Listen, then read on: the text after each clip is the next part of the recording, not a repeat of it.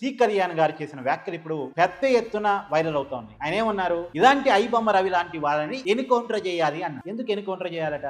ఐబొమ్మ రవి వల్ల ఎంతమంది ఇన్ఫ్లుయెన్స్ అయ్యి బెట్టింగ్ యాప్లు ఆడారో తెలియదు కానీ మీ సినిమా ఇండస్ట్రీ సంబంధించినటువంటి రానా కావచ్చు, ప్రకాష్ రాజ్ కావచ్చు, ఇలా చాలా మంది బెట్టింగ్ యాప్లను ప్రమోట్ చేశారని కేసులు నమోదై ఉన్నాయి. మరి వాళ్ళందరినీ కూడా ఎన్కౌంటర్ చేయాలి. ఐబొమ్మ రవి కంటే వీళ్ళు ఎక్కువ మందిని ప్రభావితం చేయగల వ్యక్తులు కాబట్టి వీళ్ళ వల్ల ఎక్కువ నష్టం జరుగుతుంది కాబట్టి వీళ్ళని కూడా ఎన్కౌంటర్ చేయాలి. సినిమా ఇండస్ట్రీకి సంబంధించిన చాలా మంది డ్రగ్స్ కేసుల్లో ఇరుక్కొని ఉన్నారు, వాళ్ళని కూడా ఎన్కౌంటర్ చేయాలా? సామాజిక విద్రోహం కదా డ్రగ్స్ కేసులో ఇరుక్కోవడం అనేది, సంఘ విద్రోహం కదా. మరి వాళ్ళందరినీ ఎన్కౌంటర్ చేయాలా? సినిమా ఇండస్ట్రీకి సంబంధించిన చాలా మంది చాలా రకాల కేసుల్లో ఉన్నారు, భూములు కబ్జాలు కావచ్చు, ఇతరత్ర కేసులు కావచ్చు. మరి వీళ్ళందరినీ ఎన్కౌంటర్ చేయాలా? తీయమంటారా లిస్టు? సినిమా ఇండస్ట్రీ బాగోతాలన్నీ మీరు ఎంత డబ్బు వసూలు చేస్తున్నారు, గవర్నమెంట్ కి ఎంత ట్యాక్స్ కడుతున్నారు, బ్లాక్ మనీ ఎంత, వైట్ మనీ ఎంత, మీరు సినిమా నిర్మాణంలో పెట్టే డబ్బుల్లో ఆ డబ్బులన్నీ ఎక్కడి నుంచి వస్తున్నాయి, ఎవరి కాడ నుంచి వస్తున్నాయి? చాలా మంది రాజకీయ నాయకులు స్కాముల డబ్బులన్నీ మీ సినిమా ఇండస్ట్రీలో అటు ఇటుగా తిరుగుతున్నాయి, బ్లాక్ వైట్ అవుతుంది. సీతామా లెక్కలు మాట్లాడేటప్పుడు జాగ్రత్తగా మాట్లాడాలి. చట్ట ప్రకారం శిక్షించాలి అంటాం వేరు, ఎన్కౌంటర్ చేయాలి అంటాం వేరు. సినిమా ఇండస్ట్రీ ఇప్పటికైనా తన తప్పుల్ని రివ్యూ చేసుకోగలగాలి. ఎందుకు ఐబొమ్మ రవికి సోషల్ మీడియాలో మత్తు వస్తుంది?